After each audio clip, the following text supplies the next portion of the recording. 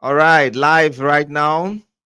And today I welcome everyone to today's live session, the Africa Enlightenment Center debate and discussion series. And today we have a wonderful guest that is going to be looking at this topic with us, which is a Christian worldview versus secularity, the person of Obasi Ikechukwu. You're highly welcome. So thank you for having me. Thank you for having me, Mr. Genesis. All right, we've been in contact for some time, and it's good that we'll have you here today. It's also my pleasure. It's also my pleasure. I love the good work you are doing in, Thank you very much. trying to enlighten our people. Yes, of course. Thank you so much too. I'm seeing your good work that you're doing, and I believe that as we continue, I think more people will come to enlightenment to understand that it's all about humanity. Thank you so much for coming. It's my All pleasure. right. It's my All right, so we get started immediately. First and foremost, I think our viewers, our subscribers would like to know who you are. So I would like you to briefly give us an introduction of yourself. All right. Just as you've done justice to my name is because you have to start your introduction with onomastics and with names. So, and you have told them my name. My name is actually Obasi Ikechukwu. Yes, I'm a humanist. I am an activist, and I'm also the founder of Secular Advocacy TV. Well, Secular Advocacy TV used to be Humanist TV before I formed alliance with Kato Mukasa, a Ugandan lawyer. Merged Humanist TV with Call to Activism, and then changed it to Humanist TV Africa. But because of the sole reason of expanding our ideology, I worked with them for a while. We Yeah. expanded our ideology under that platform before I founded this new TV. I started the new TV. I renamed it, or I started afresh the new TV this year January, ending of Okay. January. So that is the journey so far. I am Obasi Ikechukwu, as you already noted, and I'm a humanist, an activist, and the founder of Humanist TV Africa. All right, you're welcome once again. So from here, you said you are a humanist, and the truth is Yeah. that we want to know whether when you were born, you became a humanist, or somewhere along the line something happened that made you become a human, because we know that in this part of the world, people are majorly either Christians or Muslims or traditionalists. So tell us a bit more about that. All right, my story is not different from every other African child's story that have decided to, toe the line of humanism. You know, as a result of religious indoctrination, 99.9% of African child or people born in Africa must have, in one way or the other, associated with one religion or the other, either Christian and Islam, which is Christianity or Islam, which is actually the predominant religion in Africa after the advent of colonialism. Colonialism is twofold in Africa. There is an aspect of Islamic or Arabic colonialism where they brought Yeah. into the system Islam. Then, on the other hand, the the Europeans colonialism that came along with Christianity as a tool. So I was born in a Christian home, a Catholic home per se, and as an indoctrinated child, I became too overzealous, and at a point, I wanted to even become a Catholic priest. Mm. But one Interesting. thing actually, yes, there's one thing spectacular about my person. And what is that? Critical thinking. I love inquiry. I am that child that is so curious about everything that when things begin not to make sense to me, that methodic doubt, that natural curiosity instinct in me begins to play out. That was how it started. Yeah. In my secondary school, I did arts. No, Yeah. I forgot to add this to my introduction. I actually did arts, read law Yeah. at the University of Nigeria. So I'm a law graduate. So, but before you enroll to study law, you will do arts in the secondary Yeah. school. So that Yeah. exposed me, yes, that exposed me to a lot of studies. I read, so I will in a nutshell say that my journey started with reading. Mm. A lot of things began not to make sense to me while I was in the Catholic Church, especially one thing that happened. Anybody that is within somewhere in a point state will understand what I'm saying. Things began not to make sense to me.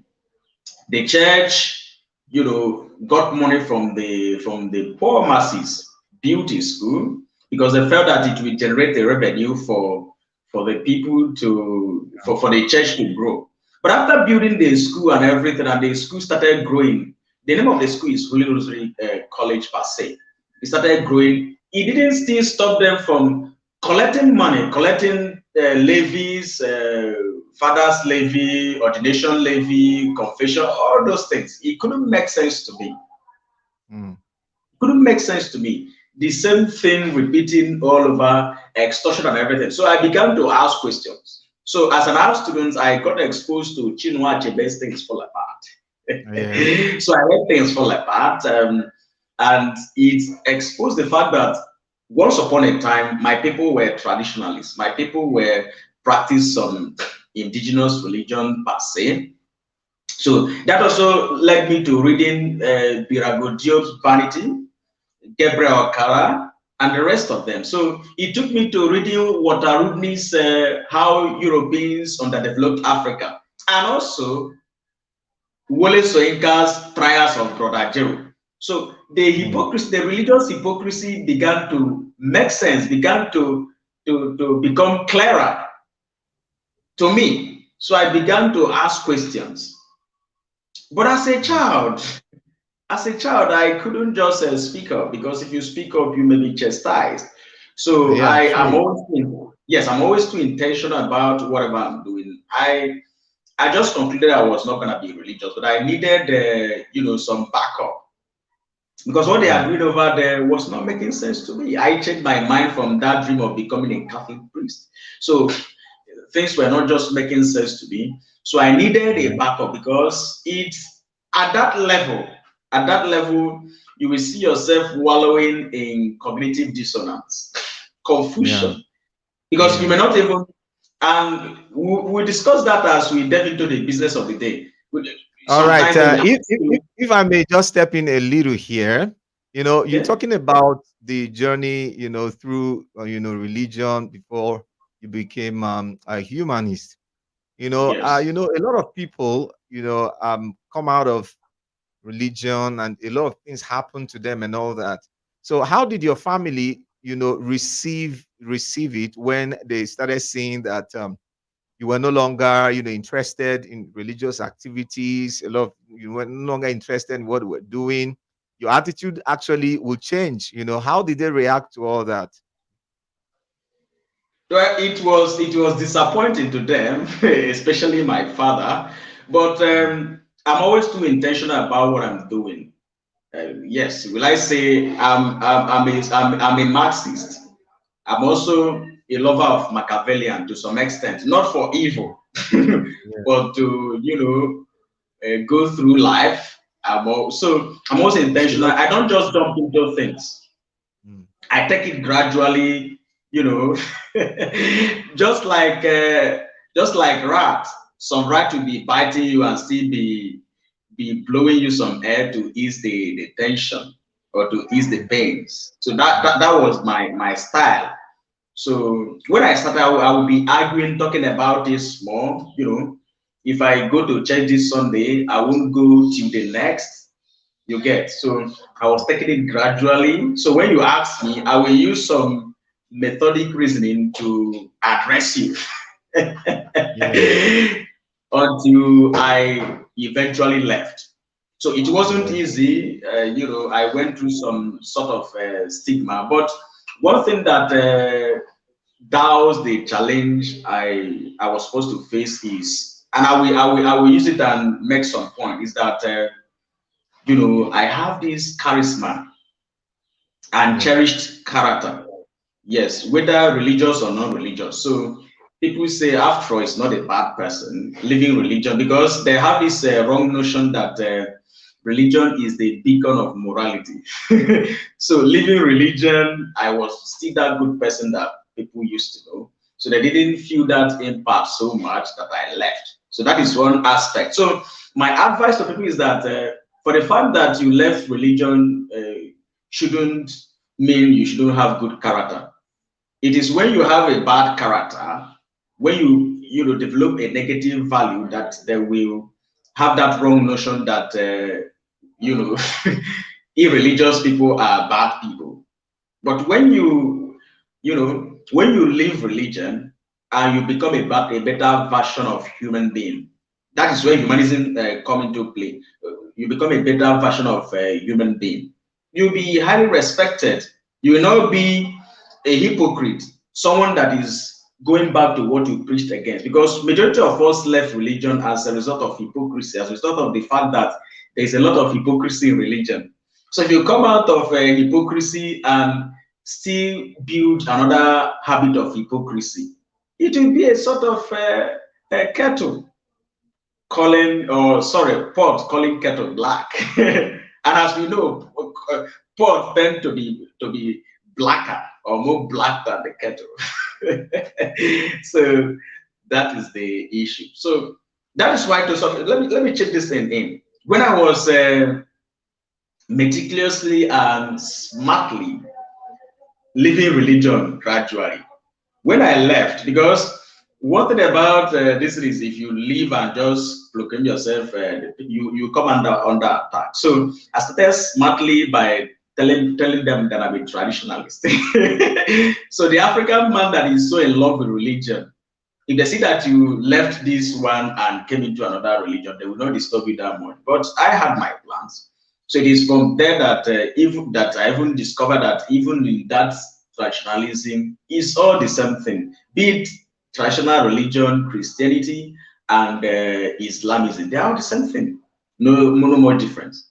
That was why one of the days that my father, accosted me, I asked him, "Sir, was your father?" Because he said that he was so mad at me. He said, "Oh, I brought you up a Christian and you decided to leave Christianity." I told him, "Sir," I asked him, it's a question and he's also trying to make a point. I asked him, "Sir, was your father a Christian?" He said no. So was your father mad at you when you left traditional religion? Because the last time I checked, you were not born. My father is about 77 now. You were not born a Christian. You converted. He said yes, that they were traditionalists, but then he decided to convert because of the values. I asked him, was your father mad at you? He said no. So why are you now then mad at me for leaving a foreign religion that was brought to you at the expense of your indigenous religion? So he couldn't say anything, So that is the way, if you want to start this journey and you understand the society you are in, you take it gradually. I transcended from living Christianity to claiming to be a traditionalist. Then from there, I became, though in all these stages, uh, one value I held was skepticism. I was always doubting. I was always subjecting everything to methodic doubt. So in all these stages, because I knew where I was going. No, it is from that this thing to agnosticism, from agnosticism to this level I am now, apatheism. I'm actually an apatheistic person. I feel that that is where my humanist tendency comes into play. I feel that exactly what you are doing now, that always talking about God is giving that entity relevance. You get. So I feel that you should not just talk, you should take action. Just like you that did not just end with going to social media, leaving religion and going to social media to fight with everyone. No, I feel that instead of saying there is shouting all the time, make the discourse irrelevant. Irrelevant. What you should do is to tell them there is none by your action. If you have your means, start something. Just like Dr. Leo once said, start something. Start something. Be doing something. So that is where I get to this level. Both apatheism, agnosticism, or what's not are just some sort of atheism. But most atheists, most people that better or that stop at being atheists, just go to social media, talk, argue. No, but by version of apatheism, apatheistic atheism is to tell you that you don't have that there is no relevance in talking about that entity that was crafted by some people by some control freaks. I call them control freaks in Europe. So you don't have to give it relevance all the time. You have to fight. But like my type of person, instead of coming to say that the religious people are making noise for me, blah blah blah, complaining, I won't do that. What I will do is that the next day, if you make noise for me to the extent that is unbearable to me, I will serve you a reaction notice. If you do it again, you have some time in court. That's the way I do my own things. Pragmatic, a pragmatic way of rejecting belief, not always lamenting. Yes, and that is why I love what Harrison Mumia of Kenya is doing. He just addressed a petition for the atheists or the humanists to be given public holiday. These are the type of cause I love to fight. So that is it for that.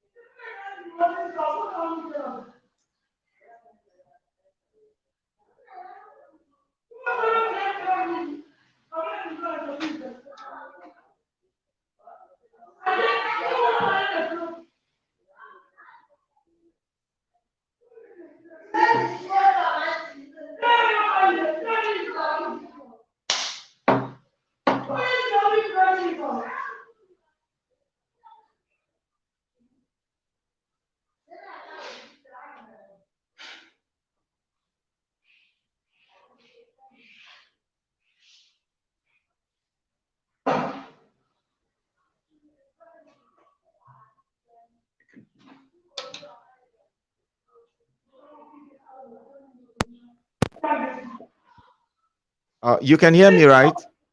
Yes, I can hear you now. I can hear you now. I was not. I lost you at a point. Okay, okay, all right. So I asked a question. I said, we're talking about Christian worldview versus the secularity, right? So I was saying that when you were a Christian, how did you see the world? How did you view the world as a Christian? What was your worldview when you were still a Christian? Well, Well, why I was a Christian, I was that innocent person that viewed Christianity as a means of getting salvation. You get the point. Yeah. I felt that that's the only way of getting salvation, because that religion, or will I say, all Abrahamic religion, crafted this. Will I call it rather? Crafted this notion, this fear in everyone that we are all perishing. Yes, of course. So I saw it as a medium of getting salvation. So that was Yeah, how maybe I. like being saved Yes, that. from, the problems of the world and maybe from possible destruction that is coming kind of thing. Yes, yes. That is it. That was innocently. I felt Mm, that it was salvation driven. That I was born into trouble. yeah. The Christianity believes that you were even born with sin. Imagine a person born with sin. Can you imagine Yes. that right from birth you were born with sin? So it creates that fear, that fearfulness. You live with panic all the days of your life. So sometimes living there can be a relief. You get. Mm, Only that yes. the religious folks will not let you to rest. And also the fact that the society have been so religionized that if you don't advocate to have a better opportunity to have that level playground as a secularist, you will Mm, continue to live the rest of your life being persecuted. So that is yes. that is the problem. But assuming we have a true secular society whereby people can actually believe in whatever they want to believe without being disturbed, without these religious distractions, I think living religion brings about relief. Because that feeling I had when I was there that I'm a soul perishing, because that time it will even be a clog to your mental development, to your Yes. methodic research. Given that Yeah. as a student, you go and do your science, understand some interpretation of the earth, understand how you even came into that every human being, I'm sorry to say this, every human being is a product of unprotected sex. You get Of that. course. If your parents hadn't want you to come into existence, that they have a means of doing that. So, but these people will feel that someone brought you to this earth to to be in panic, to fear a set of hellfire that they crafted. So Yeah. that was how it made me felt. It was a trauma. It was a traumatic experience. It was a Yeah. traumatic experience. I must have to say that. So that is how I viewed Christianity. All right. And I So now also that, yeah, okay. now that you left Christianity, when you left Christianity, and then that is to say, you, like what you said right now, you saw it as, a means of acquiring salvation, being saved from the perceived, trouble that is in the world, and trouble that is going to come, talking about eternal life, heaven, hell, and all that. So now that you escaped all that, you've been able to come out of it. How do you now see things, based on what you were taught before? And now, how do you see things right now? Well, I see things from two perspectives. Yes. From two perspectives. First, I view religion as something that is being crafted. Religion generally, but the case study for today is Christianity. I view it as an entity crafted by some control freaks. Yeah. And on the other hand, I will come to that. And if you look at it, these two angles are quite factual. And on the other hand, I view it as a means through through which people explain their ignorance Yeah. by also by also proposing another ignorance. Mm. trying to solve ignorance with ignorance. You know, Yeah. one thing that is peculiar about every religion is this cosmological, ontological, and teleological argument or view Yeah. of things. Yes.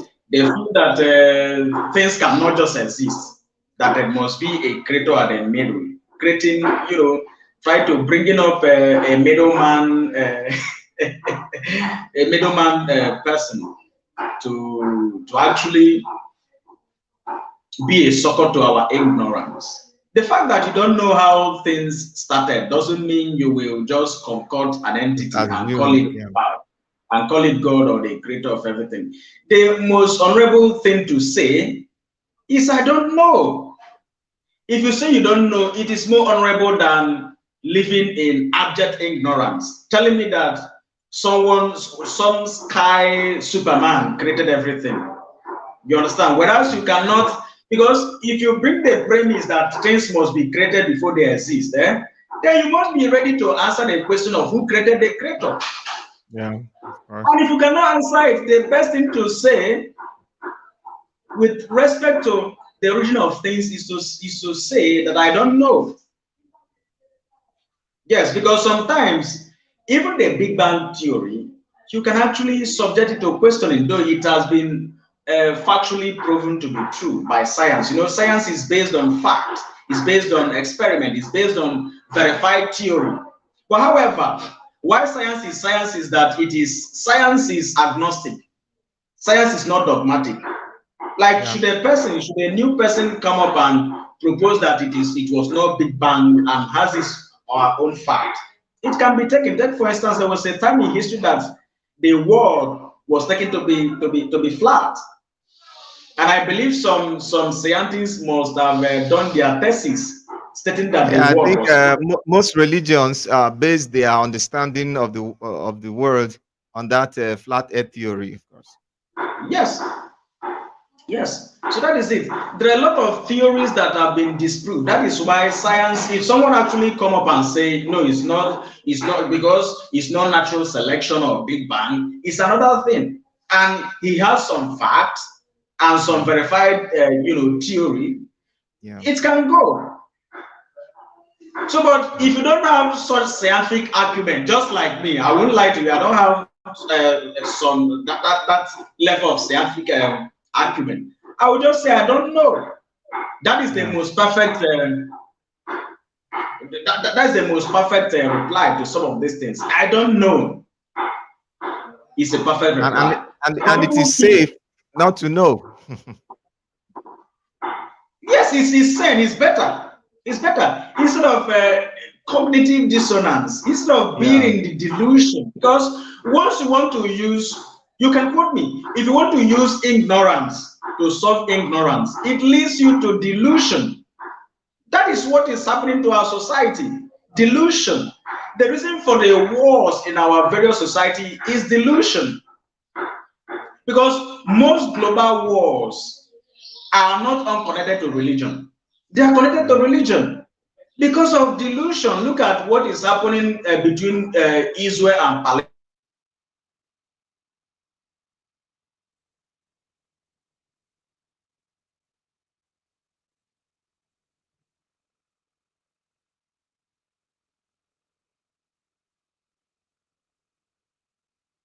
It's like the network is not very friendly. Okay. Waiting for my guest network to come up again.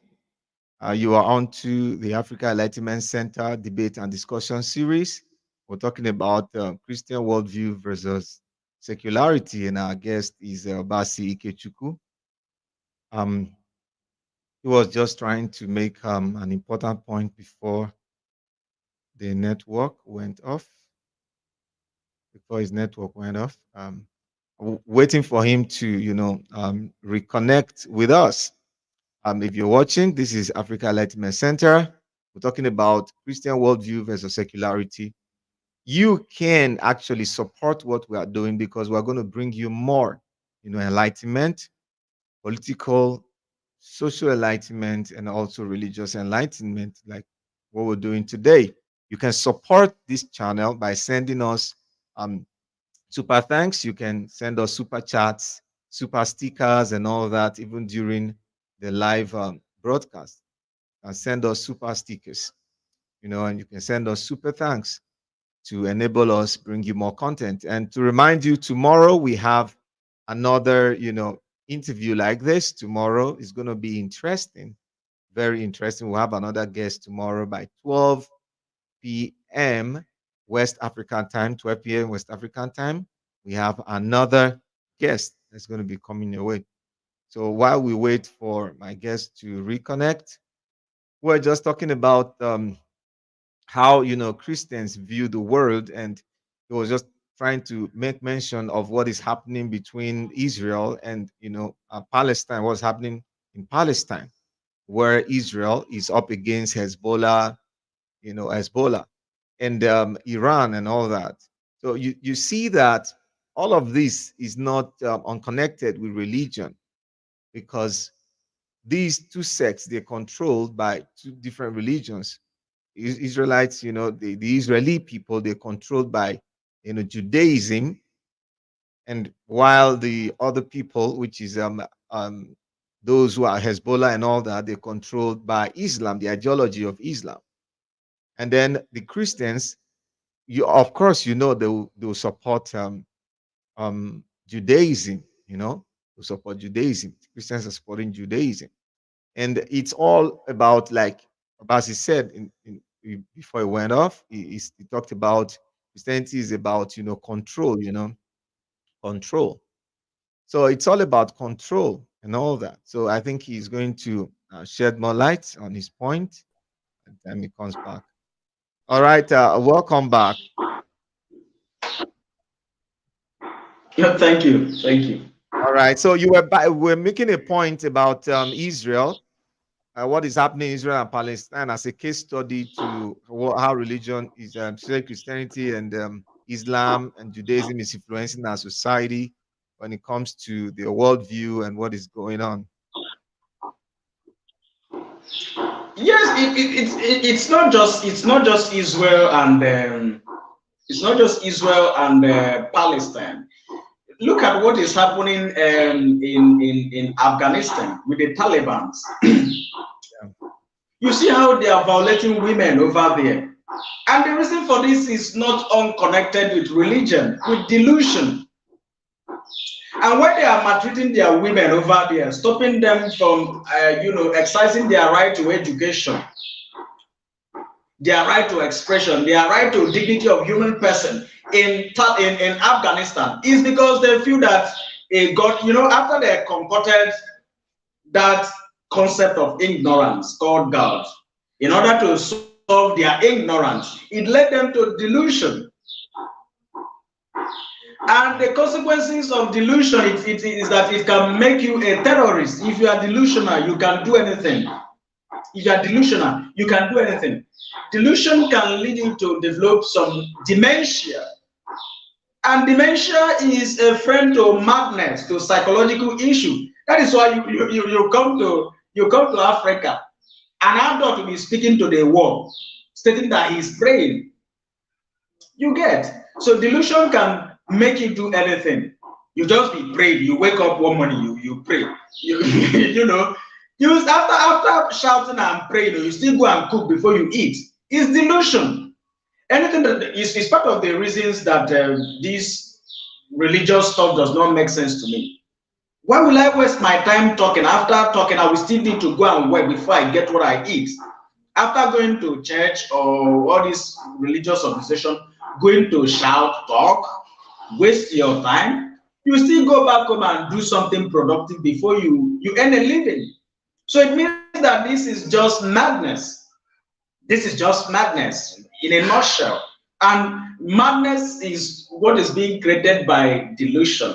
Then from delusion, you graduate to dementia. From dementia, it takes you to a full-fledged madness. That is why I was reading a report some time ago, which stated black and white that 60 million Nigerians are mad. Oh yes, that is one of the consequences. That's the way I look at some of these things. Now, that is for one angle. I was trying to explain one angle, which is that ontological aspect to viewing Christianity. Then the other aspect is it is a body crafted by control freak persons, people that are control freaks. Yes, if it goes to the root of Christianity. Most of these ideologies, ideals that are now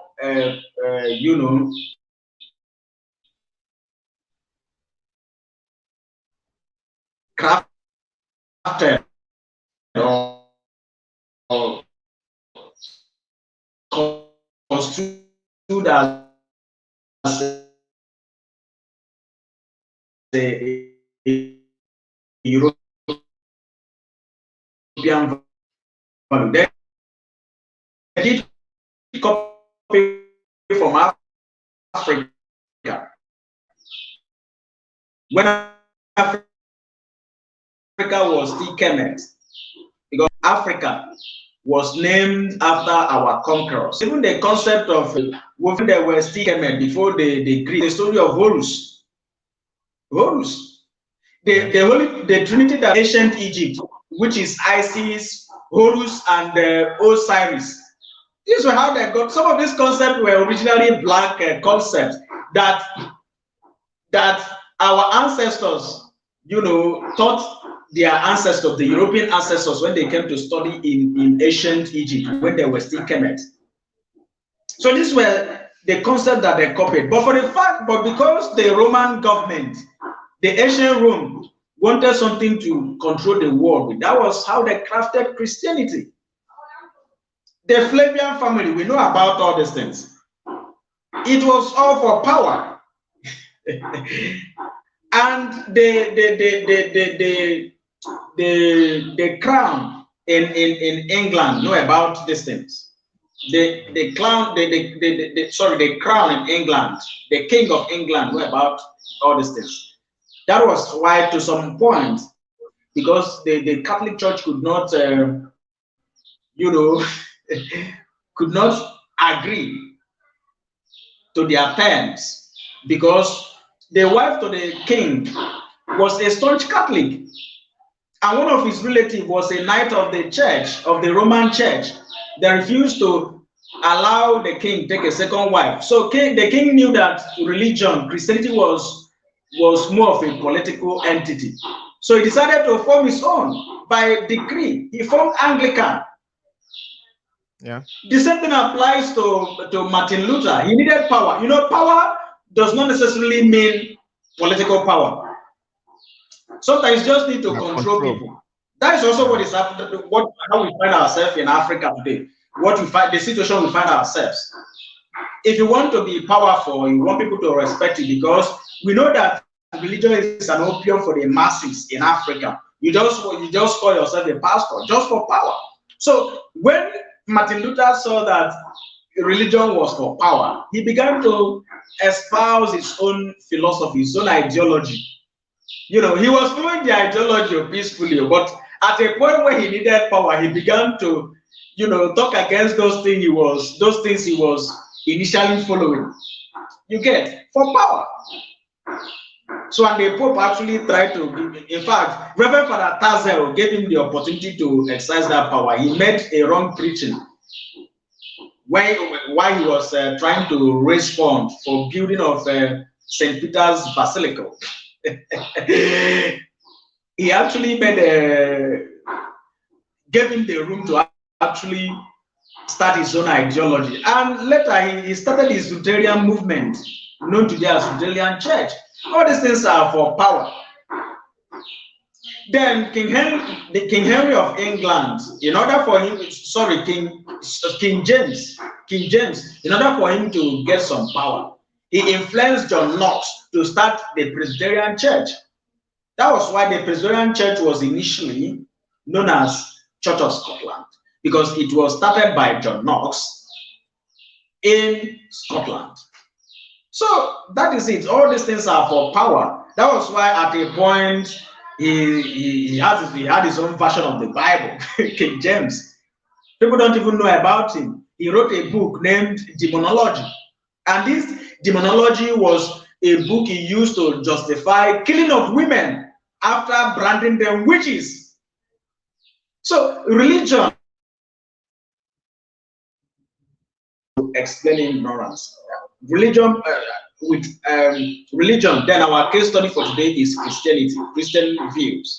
So I am saying that the two way I see Christianity is one as a body that use ignorance Yeah. to explain ignorance. Then on the other hand, I'm seeing it as a means of controlling people, of controlling the weak minds. So that is Yeah. just my view. All right. The next thing we're going to look at is, because we are all advocating for kind of a secular society where religion is like not really the option, like people are free, to live their lives based on, understanding. So if looking at a secular society, what do you think, or what do you see as an ideal secular society, especially in the African situation? Well, let us look at, in most African constitutional democracy, Yeah. there is this provision in paper. There's this provision for secularism in our Yeah. various constitution.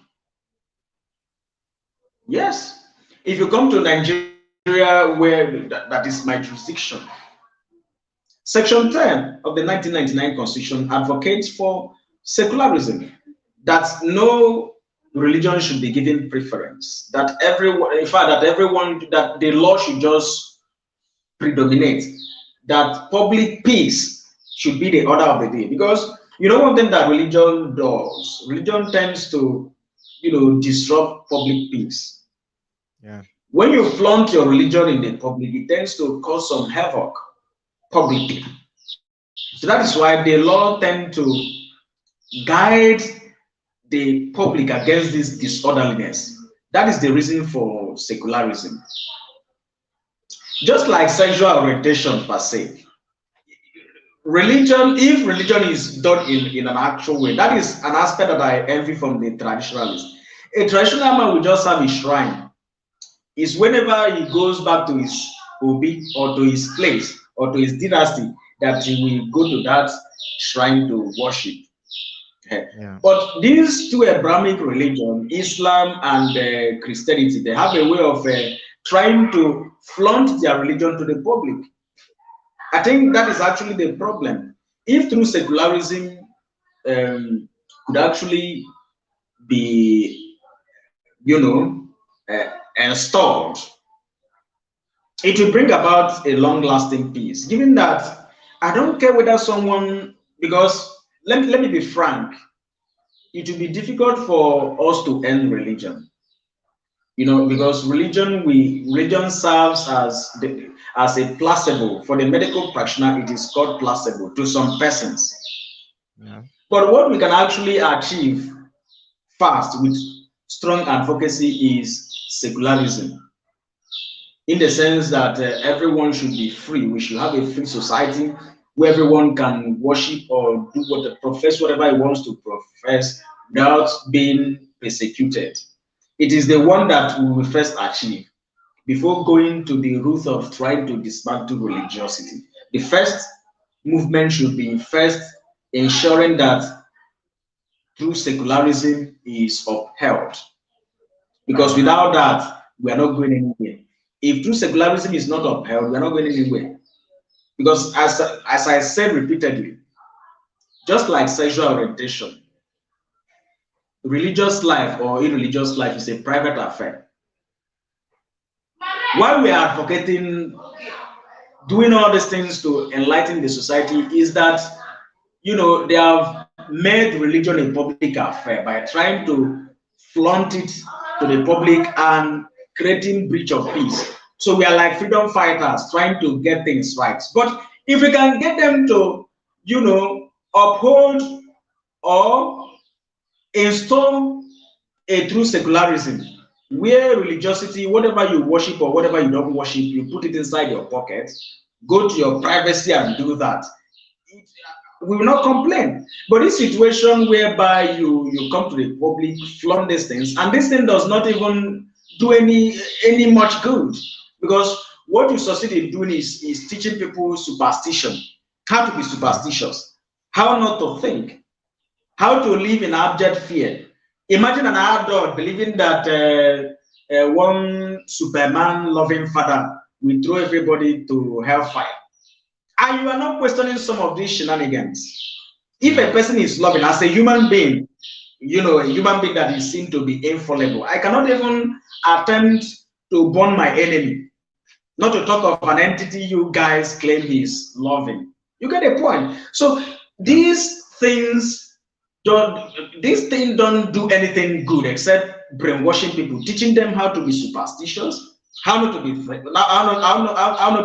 to be critical thinkers. So that is one of the things. So true secularism is one of the various best means of bringing about a free society, of liberating the society, of bringing about development. Because if you look at countries that have accepted this through secularism, they are developing. Because nobody is coming to judge you with your religion.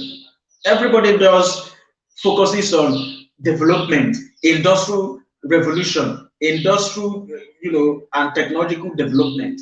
But here in Africa, where everything is all about religion, or somewhere in Saudi Arabia, where everything is all about religion, you see some level of underdevelopment. Underdevelopment is sorry, development is not only that you have oil, you have a lot of mineral resources. No, development is where you have equity, justice, and some levels of equality. That is what development is all about. Yeah. In a society Yeah. where your religion tells you to mistreat women, to subjugate women, to treat them as to subject them to use of hijab, to, to subject them to all manner of subjugation, you are not developing. Because in a society where all hands can be on deck to plan, where all human resource cannot be pulled together to achieve a better society, that society is not developing. They may have some resources that some expatriate will come there and develop, Mm. but they are not developing. Because if you All right. look inwards, we see that there is no development in some of these places. But if you look at a place where true secularism reigns, you will see some levels of development. All right. So as we round up, I would like to you to talk about this issue of the influence of religion, over our, laws and all that, our constitutions, especially in Africa, because, for instance, most secular societies do not actually enact laws against gay people. Like, that's a burning issue, for instance, especially in Africa. Here in Africa, gay people are treated as second class citizens. There are so many laws against them, especially in Nigeria, Uganda, I think Kenya too. All of these countries, they have laws against gay people. And I think most of these laws are influenced by religious thoughts, not just gay people alone. Talk about even marriage, you talk about a whole lot of things. Like in Nigeria, I think the Sharia, the Muslim Sharia, is also part of the constitution. And also because Nigeria was actually founded, by the British, and the British, they are quite, they were quite religious. They brought this religion, here to Africa. They brought Anglicanism, they brought a lot of things and all that when we talk about religion. So what can be done, in Africa, especially in Nigeria, to actually remove to an extent or water down the influence of religion in governance and all in our society. You know, the British people just used religion as a mechanism to get what they wanted. Not actually that they're that religious, because after the end of Dark Ages in the Yeah. entire Europe, there was a kind of paradigm shift to some levels of secularism. Yeah.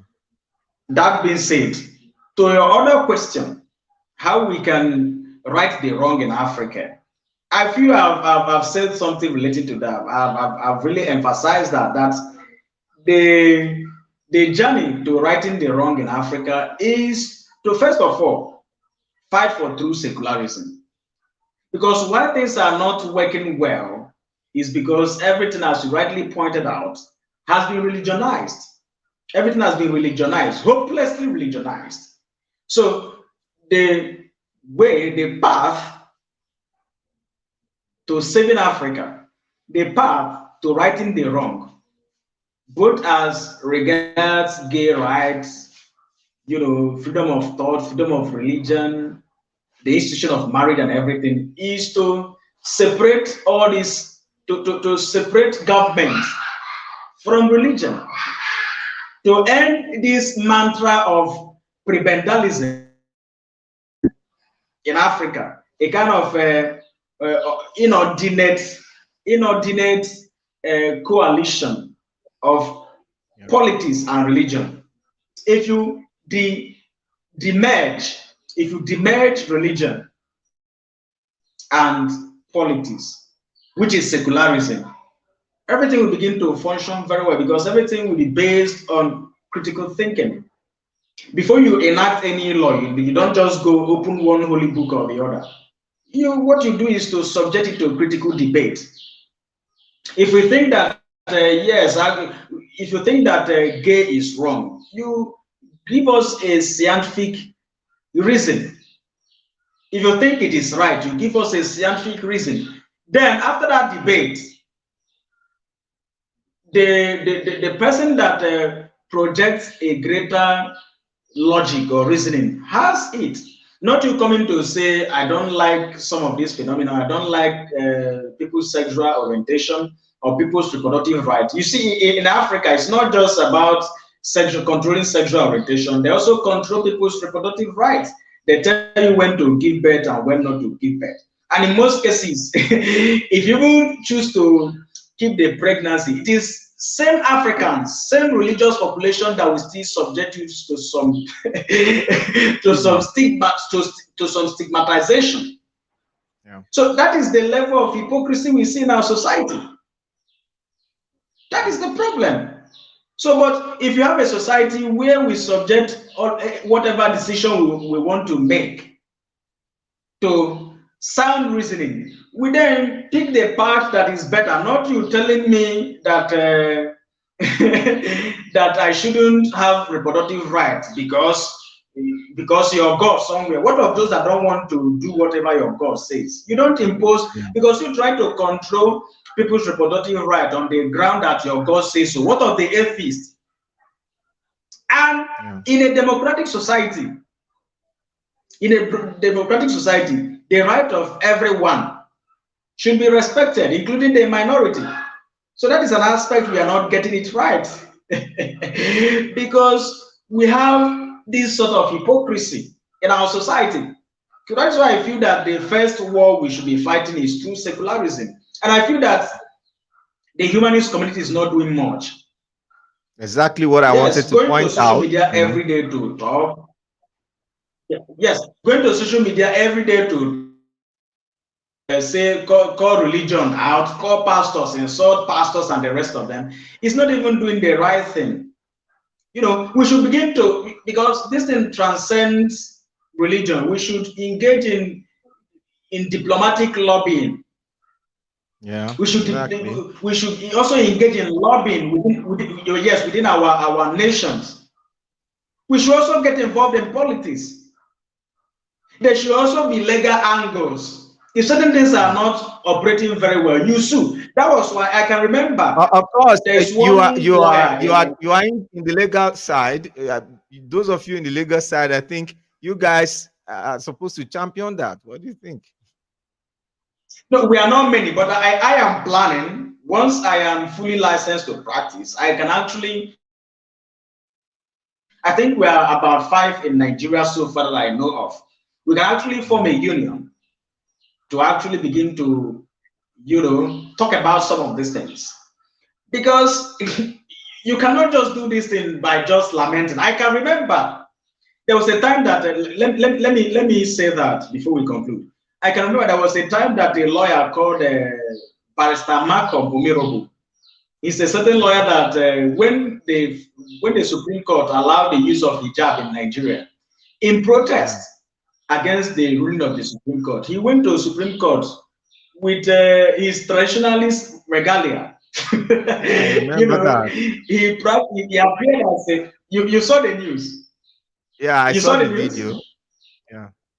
Yes, yes, yes. So that man, why I refer to that man is that there is one crucial thing I wanted to say. There was a Mm, time that that man sued for Nigeria to remove Arabic inscription on our yes. naira notes. You know, Yes. I was, yes, I was, because there's something about, there's one rule in law about parties to a suit. Mm, So I wrote to Dr. Leo Igwe that time, demanding the humanist community to join the suit as interested parties.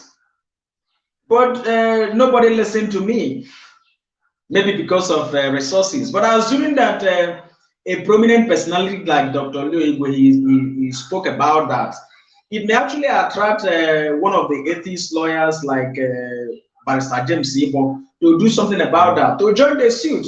It will have a way of it will have a way of telling.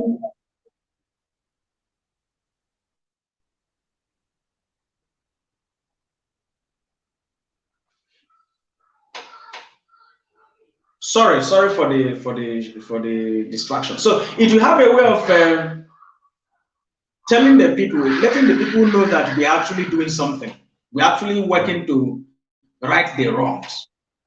So Yeah. that is the thing. These are some of the activism that we can delve into. Sometimes, like someone like me, like as I told you at Benicio, I won't just come and be exchanging words with you. If I write a reaction notice to you, look, this thing you are doing is wrong. Stop it. The next thing you do is to come and tell me that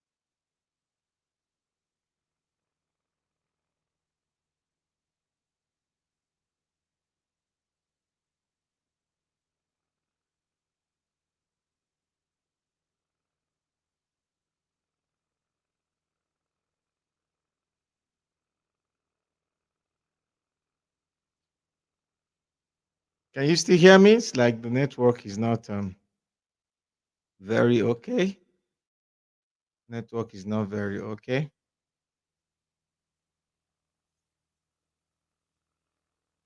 Okay, we are still on Christian worldview versus secularity, and our guest was just talking about what we should do, to help our societies in Africa, especially humanists. What can be done by humanists to help our society become, secular and all that, because religion actually has not really helped our society.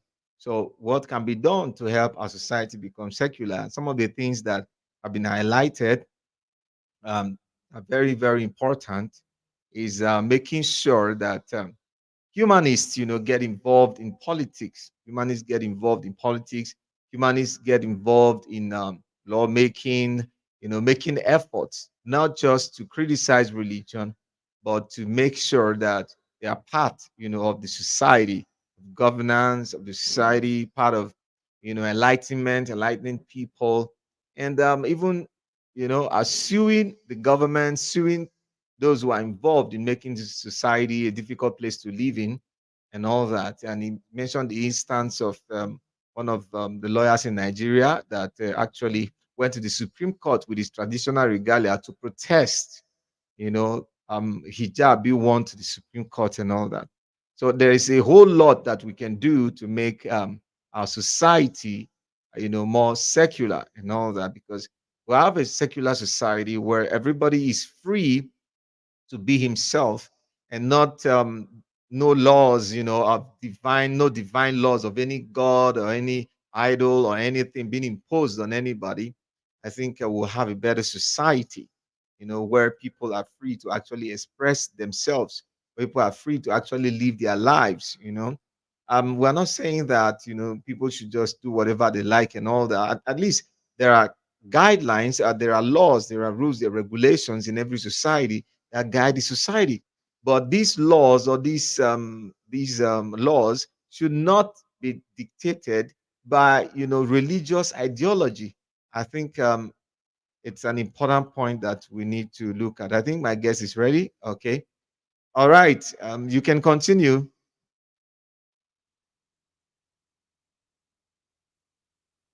Your microphone is off.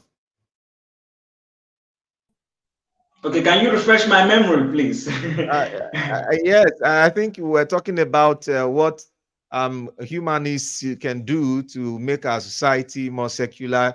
Like you talked about joining in a suit, for instance, like um, one of the lawyers that instituted a suit against the federal government, that lawyers should be able to join, in such a suit to be able to, secular lawyers or humanist lawyers should be able to join in such a suit to be able to, help to push the humanist, ideology. Yes, even yes, I've explained that yeah, that I proposed that at the time, but maybe because of resources and rest of them, it was quite ignored. And now that should have been decided upon by the federal government, by the federal high court, even allowing that Arabic inscription to be on the distance. But we can actually reopen the case, appeal that judgment. So we can be doing a lot of things, being strategic. If possible, we can actually pull funds together and start schools, or we can start. And Dr. Leo is already doing that. He has started, an initiative that tends to uh, put critical thinking, put critical thinking studies as one of the subjects in secondary schools and primary schools. So Okay. it's a kudos to him. But due to the fact it's not that wide, it's not nationwide, and the rest of them, that is one of the restrictions that we have over there. That is one of the restrictions. But I feel So that is in a also a good nutshell, effort. you're talking about the fact that we should be involved in education, making sure the curriculum is not Education. religious driven, driven by religious ideology. Yes, we should be involved in education, in media.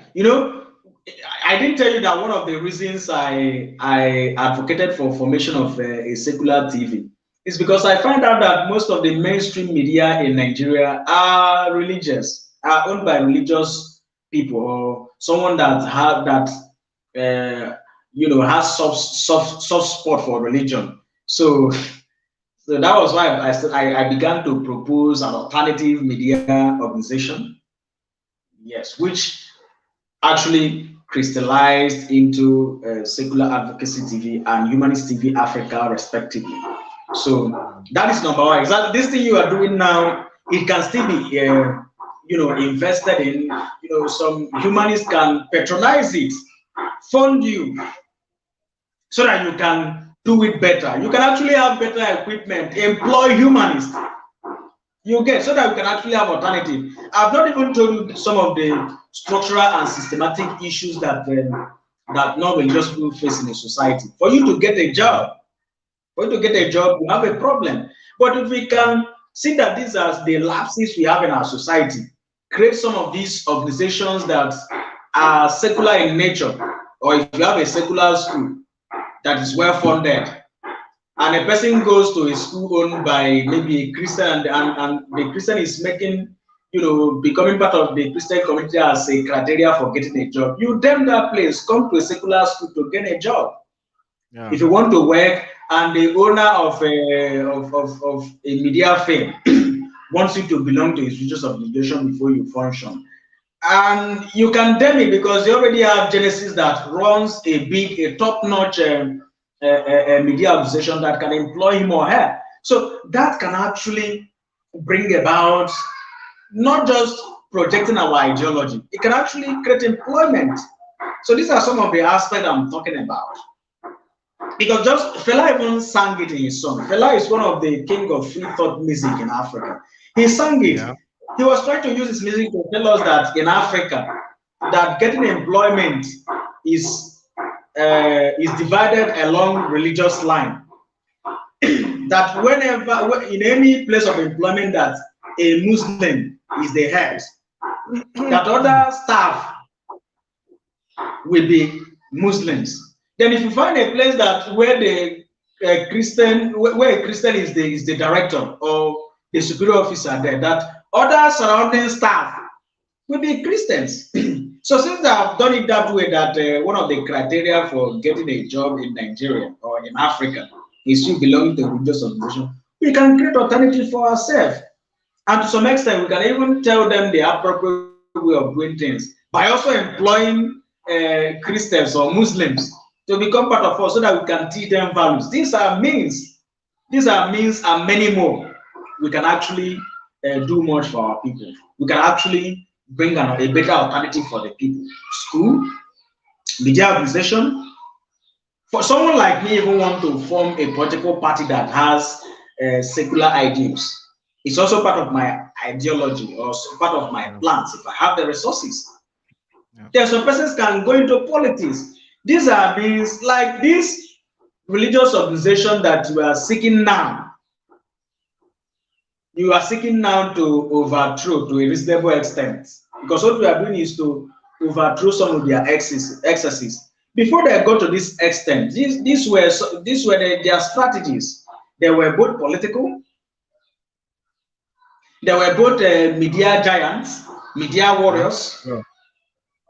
They also did it through education. That was how you had Catholic schools. They did it through Yeah. Sure. education. And in those days of education, one of their compulsory subjects was CRUK, Christian Religious Studies.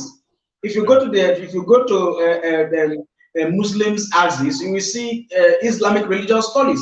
So you cannot go against an organized system without providing an organized alternative. Yeah. So that is a place we are getting it wrong. And if we want to right the wrong, we work on all these places. We have a Yeah. secular school Providing or school that is dedicated to. Thank you. Thank you. providing So that is organized it. alternative. Yeah. All So right. that is it. That is all. Yeah. That is my little tidbit. Okay. So finally, one last thing before we round up. There are a lot of people that are, still in religion, but they've started asking questions, and some of them they are not able to come out based on the fear of stigma, being stigmatized, being isolated, being the trauma that comes with living religion because of the society we live in, because more than I think 19% of the people are religious and all that. So for those who are trying to come out of religion, especially Christianity and all that, what would you advise that they do?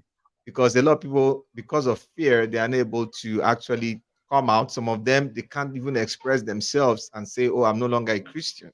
So what do you think these people can do, to be able to free themselves and actually come out?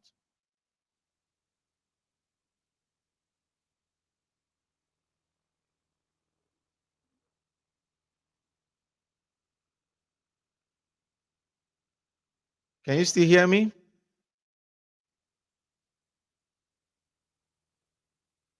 Oh, off. Can you still hear me?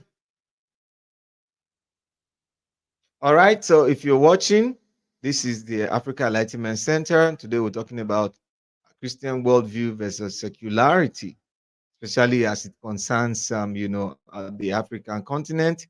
And we have been with Obasi Kechuku, who's been our guest. He's a humanist. He's the one in charge of Secular Advocacy TV. You can get that. You can Google it, Secular Advocacy TV, or go to YouTube and check out for Secular Advocacy TV. and you will see what he's doing right there. You subscribe to his channel.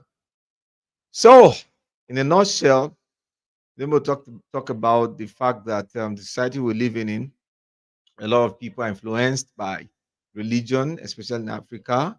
In Nigeria, some of us were former Christians. The way Christians view the world, with divine judgment, that there's going to be judgment, there's going to be the world is going to come to an end, people need to be saved and all that.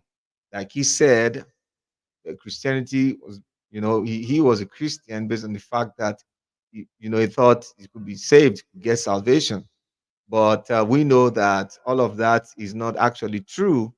People are deceived and live in delusion, and it's affecting our society. It's affecting, freedom in our society. People are not free to be who they're supposed to be, and all that. So a whole lot is happening, and we're advocating for the fact that we can have a secular society where everybody is free to be him or herself. And in order to do that, humanists, need to come out and begin, to get involved in what is happening in our society, in education, get involved in politics, in social areas of our society, all the social stratas of our society, getting involved, writing materials, getting involved in the media, getting involved in education and all that, so that we can have the society we all, yearn for. I think he's back to get his closing statements. All right. So I asked before the network went off, your microphone, please. What do you think these people can do? Those who want to come out of religion, what can they do, to be able to get themselves freed? Well, they should use my template. Yeah, My template is starting gradually. Don't just one thing people do is they jump to it. They jump to it immediately. They discover, this thing happens as a electric shock. Once you realize that you've been lied to all this while, it begins to work like electric shock. Some of them begin to be emotional and dive into it without first building themselves. So what you should do, use my template. Don't just jump to it. Be intentional about everything you're doing.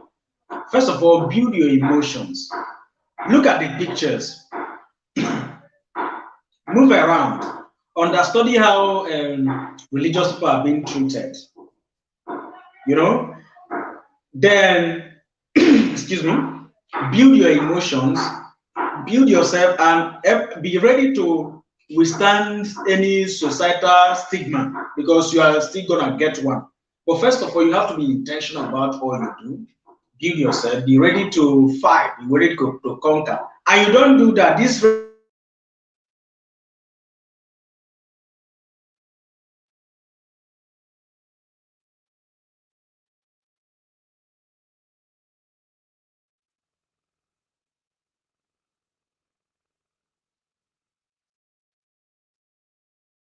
of all right. Seems the network from that side is not really very good, but so far so good. We've been able to talk about the basic things that matter. Like he was just expressing, if you want to come out of religion, you're tired, you want to be a part of what we're doing, you have to be intentional about what you're doing. You don't have to act on your emotions. You have to act based on knowledge. Based on knowledge, you have to understudy the environment you're in, what is happening around you, and be intentional about it. Don't just jump at it, And for instance, like a lot of people just criticize religion and all that. It's beyond that. Don't just jump at it.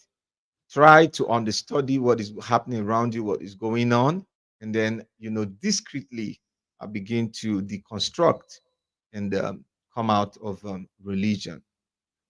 All right. I think we're already about rounding up. We're just about getting the final words of our guest before we round up this live session. Remember, like I said, tomorrow is going to be another exciting time as we are going to be having another guest with us tomorrow by 12 p.m. West African time. We look forward to that, and don't forget to join us in that session. I think our guest is back. All right, so you can So, continue. as I was saying before, I give my pattern shot. You have to be intentional. You have to take it one step at a time. Start with, you know, skepticism. Yeah. Put some questions and gradually get people's reaction. From that way, it can flow. Your instinct will tell you, or your intuition will tell you the place to stop, the place to end everything, and then come out boldly. Because you must have studied people's emotion. So that is what I have to say. So to our viewers, I thank you so much for being with us. I also thank our able Mr. Genesis for you know doing what is in my mind, which is media. Media activism is very, very important in this era. So I love the good work he's doing, and we're also helping Thank you. him in that. Because I run Secular Advocacy TV. I was also part of the team, as I explained earlier, that started Humanist TV Africa, that is being hosted Yeah, by a Ugandan lawyer, Kato Mukasa. yeah. So I thank everyone. I once again thank the giant of African Enlightenment Center. Thank you for having me. All right. Thank you so much, for joining us today. It was an interesting time with you. To our viewers, tomorrow is another day. We're going to be having another interview tomorrow by 12 p.m. West Africa time. Thank you for joining us. To all our subscribers, go and subscribe to Secular Advocacy TV and join in what we are doing. To all humanists in Africa, in Nigeria, even in the whole world, it's time for us to begin to team together, because we have seen that the world can actually work better if we actually, put in the effort and we need to put in to help people come to understand that it is this natural world that we have, that nobody is coming from anywhere to save us.